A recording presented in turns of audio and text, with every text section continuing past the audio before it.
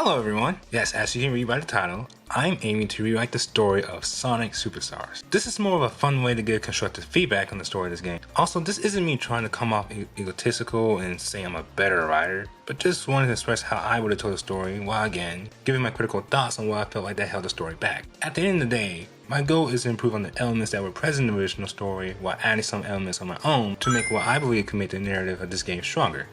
So without further ado, let's start. Now, if you have seen my What Makes Sonic Stories Great video, you know that I discussed Superstar's story and explained why I felt like it didn't hit the mark as intended. To recap, Superstar's story felt unorganized due to pacing issues with an inconsistent amount of adds per zones and some zones that I consider filler.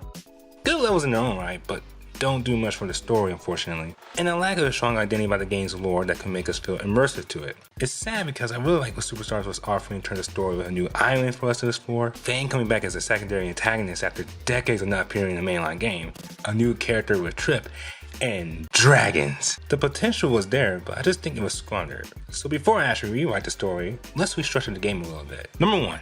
I do like the concept of the world map in the original game where we can swap out characters and go to the shop. However, I don't like the world map that was used in the game as it's tedious to navigate through where you have to travel from one side of the screen to the other just to play a particular zone you like. I believe it would be better to have the world map be a diagram of the Northstar Islands. Think of Sonic 4's world map. Pretty easy to assess your favorite levels. Number 2, no character acts. I feel like these really bog down the game's pacing and overblow some zones. Going back to the traditional 2-act structure is for the best to keep up with consistency. Don't worry, I got something special to add Amy as that level has story significance. Number 3, renaming the zones. Okay, one nitpick I have about the levels in Superstars, their names don't feel inspired. It's like they put them in a Sonic zone name generator and these are the results. Also, I think this makes the zones in the original game not have a strong identity, so renaming them would allow me to build upon the original zone aesthetic. Going to take a note from Sonic CD as it zones has alliteration. Number 4, let's talk about the opening animation in this game that greets us when we boot it up. Add back the iconic Sega chant, and finally, come on, run away. You don't have to stay. We're nearly out of time, but you're doing fine. So stay on track and don't look back. Just feel the pace. Come on now, race! Yes! Superstars should have a vocal song sung by the phenomenal TJ Davis, famous for her beautiful vocal work on Sonic Art. I feel like Sega had a missed opportunity of not having two distinct Sonic games back to back with vocal songs that go back to the roots. Rock for Mario Sonic with I'm Here for Sonic Frontiers, and New Jack Swing, Pop, House for Classic Sonic. Knowing that Sonic Art's soundtrack essentially tells a love story, Superstars could have followed in his footsteps by having TJ Davis sing songs about friendship since that was a selling point of the game due to playing with your friends in co-op, and Trick's character arc in this game is finding real friends within Team Sonic after leaving the bullying she experienced from Eggman and Fang. I mean, where's Superstars as a name for a song performed by TJ Davis and composed by T. Lopes just writes itself. Also, hashtag bring back TJ Davis. The original opening theme is still present in the game while using a secret button code, exactly how Mania did his opening themes. Minor themes but definitely relevant. Customizable moveset for Sonic like in Mania with using the drop dash or the super pivot out or the insta shield. Elemental shields are back. The soundtrack should definitely be a mix with upbeat New Jack Swing pop from Sonic Mania mixed with the atmospheric US soundtrack of Sonic CD. Everything is set. Let's do it to it.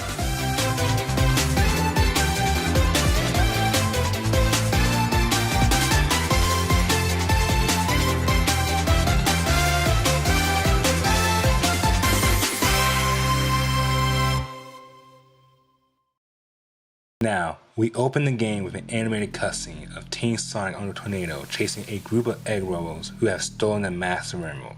As the trio almost caught up to the group, Fang reveals himself riding his marvelous queen. Fang is accompanied by Trip, who is struggling to hold on to the vehicle because it's a one-seater, and Fang's a douchebag for not offering her a sidecar. He shoots the trio down as they all crash into the shorelines of a place they've never been to before, the Northstar Island. Our goal is to get the Master Emerald back. Well, time for a new adventure as we start in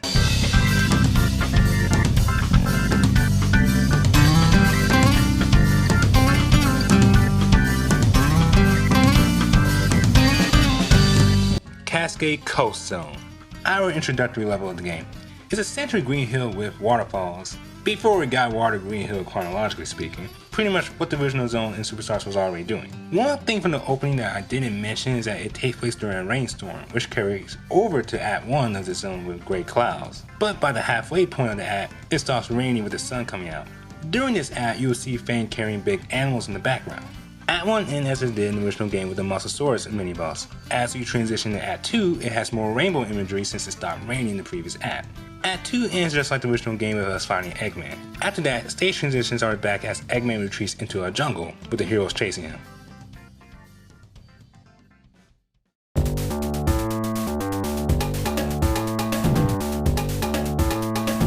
We find ourselves in Nuclear Nest Zone, which is pretty much a reimagined Press Factory Zone.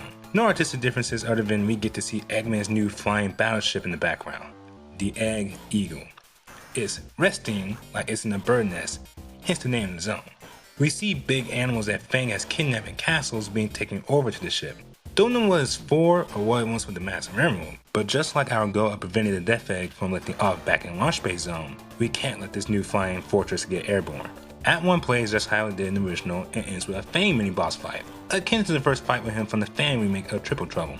Act 2, however, has us riding this cargo train carrying the big creatures to the Egg Eagle as it prepares to launch in the sky with the power of the Massive Emerald.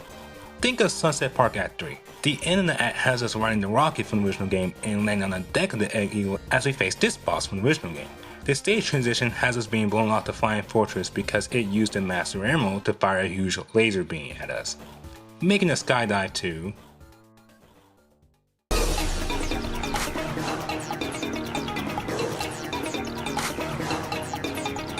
our next zone is Vine Velocity, as we tangle ourselves out of some vines. Speed Jungle is my favorite level to play in the original, and basically it's the only zone that didn't need any fundamental changes to fit this rewrite. Now in Act 1, we see huts that are occupied in the background. We also see some machinery that leads to Nuclear Nest Zone, with conveyor belts of castles containing large animals, showing that Eggman built Nuclear Nest Zone on top of a section of this huge jungle. Act 1 ends just the same with the mini-boss from the original game. Already said character acts are eliminated, so this is where Act 2 will come in. Act 2 is nearly the exact same as the original. However, in the higher sections of the level, you'll notice this huge mountain far off in the distance, where the peak of it is hidden in clouds. Act 2 ends with the Eggman boss fight. The stage transition has us jumping on a few balloons that leads us to a roller coaster that takes us deeper into the jungle.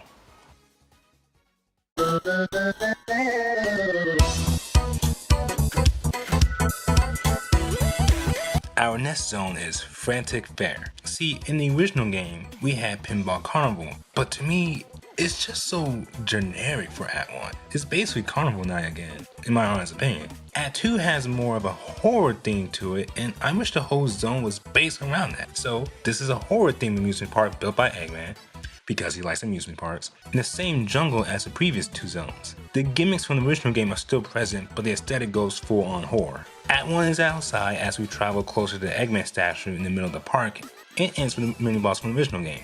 Act 2, we are inside the Eggman statue, and this act is pretty much a spooky version of Titanic Monarch Act 2. Instead of going to portals to progress, we jump into twisted mirrors as we climb to the top of the statue. Act 2 ends as usual with the Eggman boss from the original. The stage transition is the same from the original, but the pipe is covered in sand.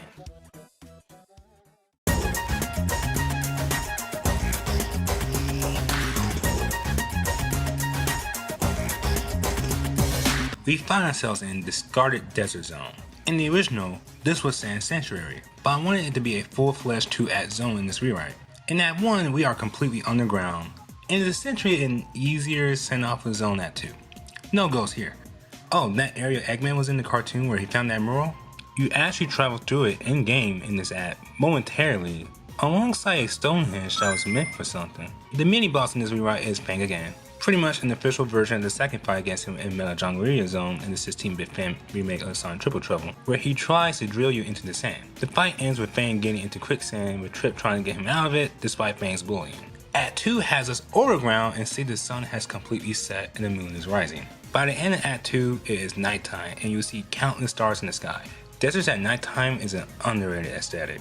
Act 2's gimmick is based around geysers that will shoot you up in the air. In the foreground and background of the zone, There are a healthy amount of abandoned huts, very similar to the ones we saw in Volume Velocity, although these are nearly lost in the sands of time. Some of them are destroyed with gigantic claw marks. Near the end of the app, we see Egg Eagle fly in the background. We encounter the same boss from the original game at the end. The stage transition is that Sonic and Co are shot out of the geyser as they fly over the Nest Zone, sort of similar to Hydro's City Zone stage transition.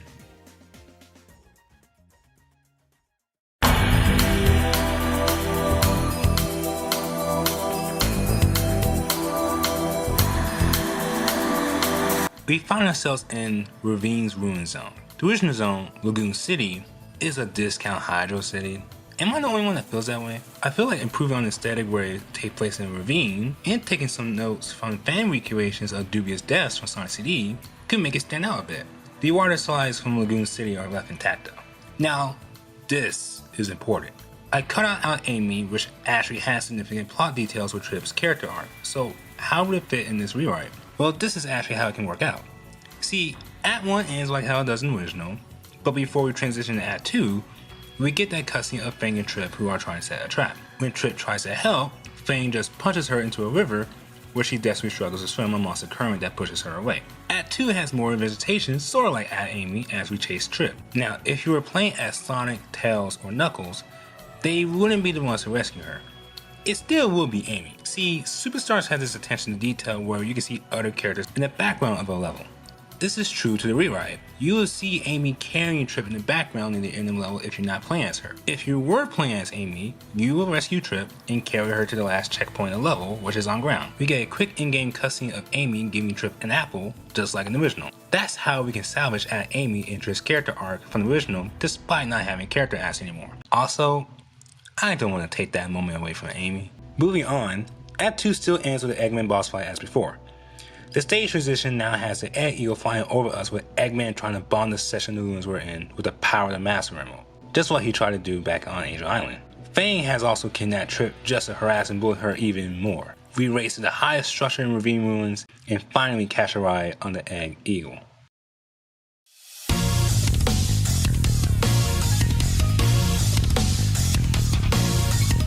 Finally, we are on the Egg Eagle. Now this is actually Egg Fortress repurposed to look like an eagle flying battleship, and instead of space, we're just high in the clouds. Although we see through the windows of this airship besides the morning sun, we are en route to that mysterious mountain we've been seeing. In the background, you see countless egg capsules, and the big animals are on hamster wheels to power the airship alongside capsules of generic looking robots. At the end of Act 1, we see the Master Emerald powering the battleship, and behind it are large computer screens based around the mountain, which is dubbed Northstar Mountain, with a huge cannon aiming at it. Act 1 ends with a boss fight against this boss, which is a fun Fantasy Zone reference. It is currently guarding the Master Emerald, and we use a spare Eggmobile to shoot it down. Anyways, Act 1 ends with a mini boss shooting our Eggmobile down before colliding into the machine that was holding the Master Emerald, which causes the place to self-destruct in 5 minutes. Act 2 is the exact same of how it was in the official game, with it being Act 1, but in reverse. You get an extra cutscene if you're playing as Knuckles with him retrieving the Master Emerald, and he does that weird thing he did in SA2 where he can just shrink it. I don't know how he does that. Act 2 ends with no boss, with everyone escaping as the airship crash lands into the lower mid section of Northstar Mountain.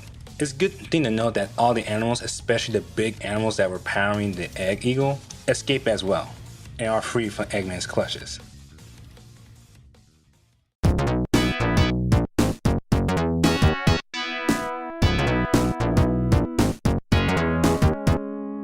Now, we are in Twister Trek Zone. This is Sky Temple, but we purpose to be the trek of Northstar Mountain and be a 2-act zone. Act 1 ends with the official version of this Fang fight from the fan remake. He's holding Trip hostage the entire time, and we almost rescue her after beating Fang, but the Weasel grabs her and escapes, which leads us to Act 2. Act 2 is higher up on the trek, and is under a huge thunderstorm since you're getting closer to the clouds. Act 2 ends with the original boss fight. The stage transition is that we chase Eggman and Fang upwards until an avalanche occurs, forcing everyone to seek shelter inside a cave.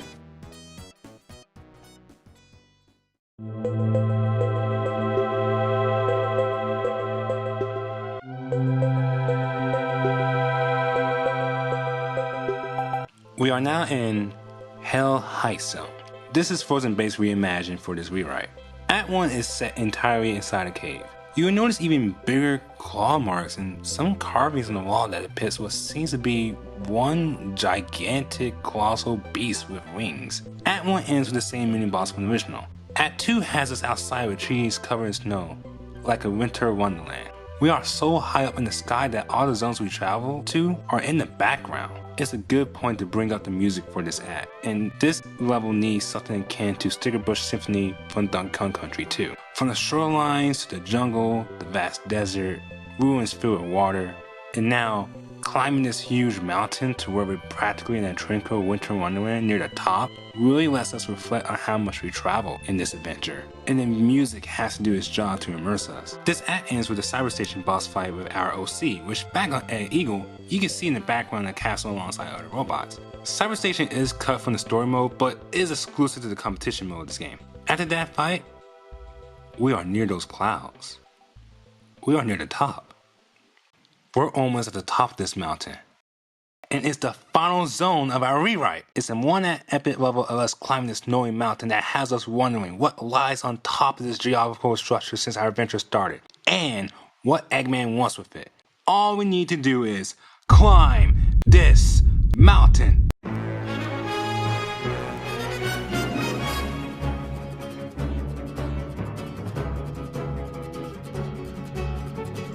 The foreground reflects how high up you are, evolving from snowy forests to forests with snow melting as we get closer to the peak. Not to mention, the background goes from seeing previous zones we travel on the island to gigantic foggy white clouds.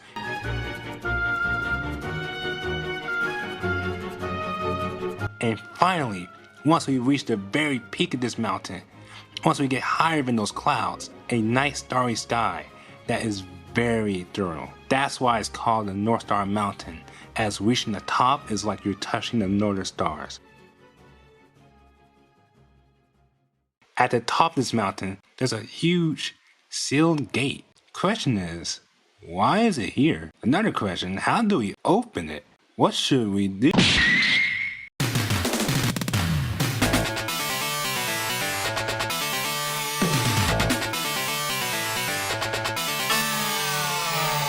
He took the Chaos Emeralds. Who's this mother freaker? This is the Mountain Gatekeeper. It's a spirit that possesses a suit or armor that resembles Trip's. This boss fight has one thing that's really cool. He uses the powers of the Chaos Emeralds, specifically Avatar, Bullet, Slow, and Extra, which he releases his huge fire breath. The dude's built different. He's why Eggman stole the Master Emerald and made the Egg Eagle so he can cheap shot this guy and blast the gate open with it, instead of fighting this warrior honorably. Canonically, Sonic, Tails, Knuckles, and Amy had to jump this guy. Also, I want the music to take heavy inspiration from Your Izoi from Dynamite Headdy. After several hits, the warrior doesn't seem finished yet, but he definitely seems a bit fatigued. Suddenly, the gate starts to open.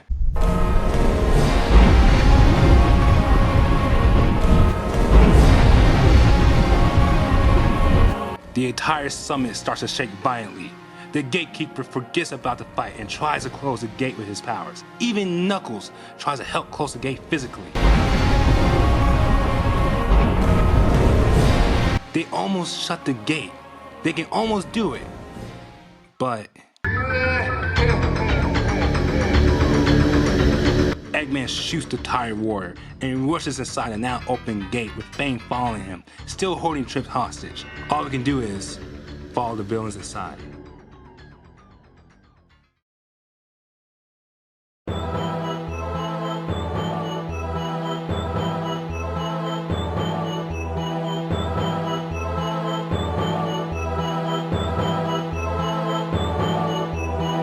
We have entered the final zone of the game, Kingdomopolis. It's golden capital, but mixed with more imagery of a golden city surrounded by high trees and lava pits that progressively get more present as we venture through.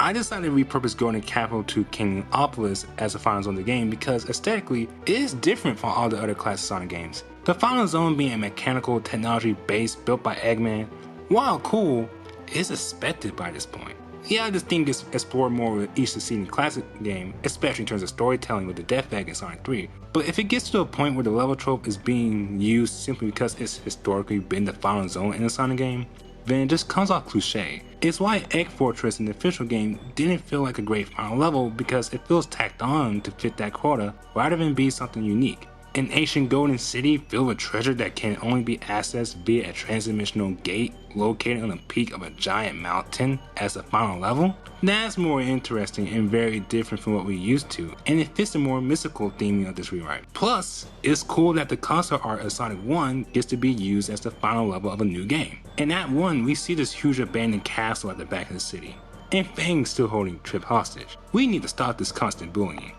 Act 1 ends with the final Fang boss fight from the original game. The only key difference is that we are running constantly instead of being on the platform. After beating him, we get that cutscene from the original where Trip uses the Chaos Emeralds, a bright golden flash occurs, and Fang is knocked down. Trip seems confused, just like us, but we finally properly get introduced to her by Amy, and that's that. New friends acquired. Life is good. We see Eggman with his jetpack approach the abandoned castle, which leads us into Act 2. Act 2 is the abandoned castle that is filled with lava and ancient decor, as if we're playing a castle level from Super Mario World. If anything, it's like a final zone equivalent to Marvel Zone from Sonic 1. There are paintings of an on this winged beast scattered across the place. Act 2 ends with the final boss against Eggman from the original. It's just now we're finding the depths of this castle surrounded by lava. Beating the game without the 7 emeralds collected will send us to the credits, giving us the classic try again at the end as Eggman juggles the Chaos Emeralds with red eyes glowing in the back. If we got all the emeralds before this point, as a last resort, Eggman knocks us out and grabs all the emeralds. He rushes deep into the castle with us following. The last level of the game is very short, as it's just a playable cutscene of us getting deep into the depths of this castle, which is a dungeon. We chase Eggman, who's approaching this black crystal placed on the Stonehenge with a huge carving of a gigantic dragon in the background. Trip tries to warn Eggman as the latter uses the emeralds to make this black crystal, the Black Onyx, react uncontrollably to them. A white flash occurs. The black dragon emerges. Eggman demands the beast to attack us, but the dragon knocks Eggman so hard he flies out the entrance gates of the city and into the ocean. The dragon flies out of the dungeon to wreak havoc on the island. What should we do? Like we always do. Go super. Actually, not Sonic. Trip goes super and allows Sonic to ride on her back with the Black Onyx in hand. The duo chases the dragon with their friends following. Instead of following the footsteps of Sonic 3 and Marion's true boss fights, I believe having Trip be the one who goes super with base form Sonic keeps this game unique. Also, it's a dragon on dragon fight. The true final boss in the game is still the same, but we can help improve it. For one, the RNG with Sonic Friends. Tails and Knuckles should show up when your ring count is 30 to 50.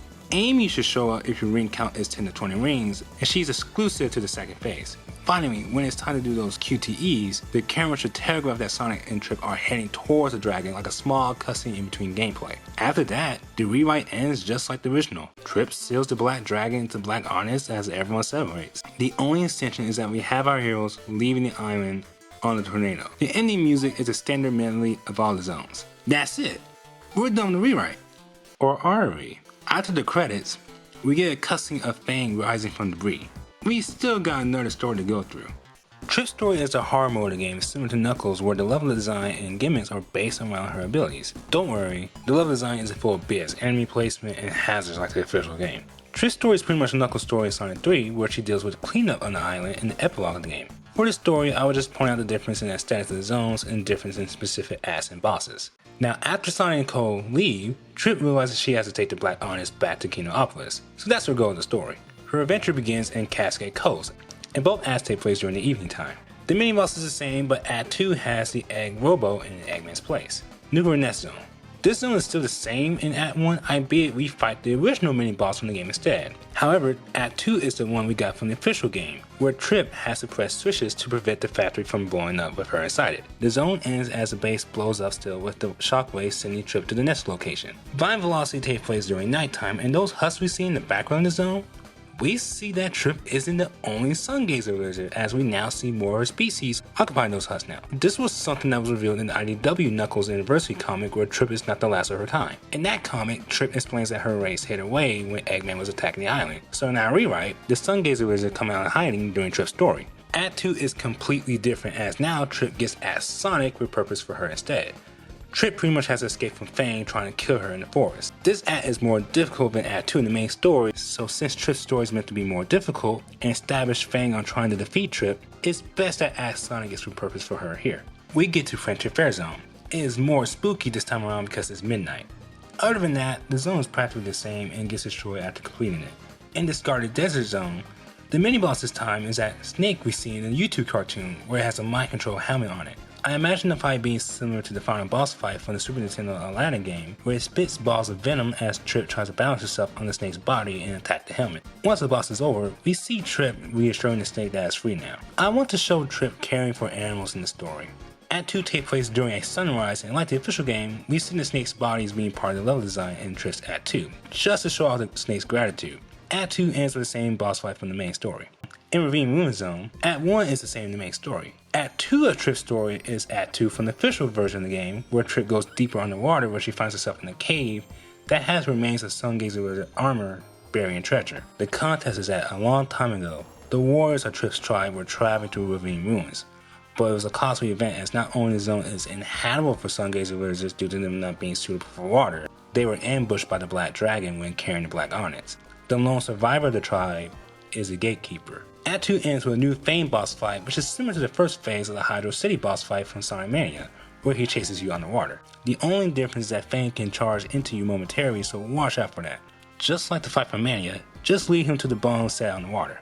Egg Eagle crashed in the main story, so we are skipping that zone. Instead, the stage transition has Trip getting hunted by Fang, who clumsily rams his vehicle to a ruined pillar, which allows Trip to finally ride the Marvelous Queen all the way to Twister Trek, which by that point, it ran out of fuel and couldn't push through the damages it received throughout this adventure. Twister Trek Zone is practically the same as it was in the main story.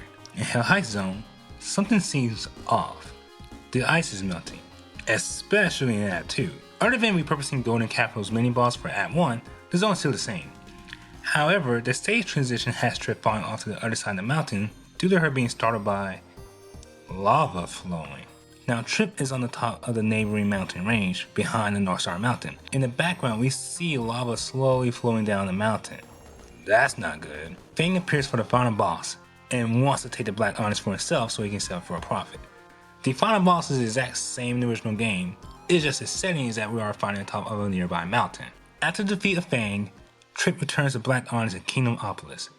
She is greeted by the Gatekeeper when she walks out the gate, who gives her a nod, and the spirit leaves the armor. The credits have her returning home to the other Sungazer lizards with another vocal song sung by TJ Davis. I wanted to be a spiritual successor to You're My Number One for Sonic R. Wow, that was my rewrite of Sonic Superstars. And that was fun. In the official game, there are elements that I really liked about the story. I just believe they weren't as strong once mixed together. My goal was to give Superstars an identity that makes it distinct from the other classic Sonic games and innovative, but stays true to the storytelling formula of those games. I really hope you guys enjoyed this rewrite. Thank you so much for watching, and I'll see you next time. Do you think the same things too? When the time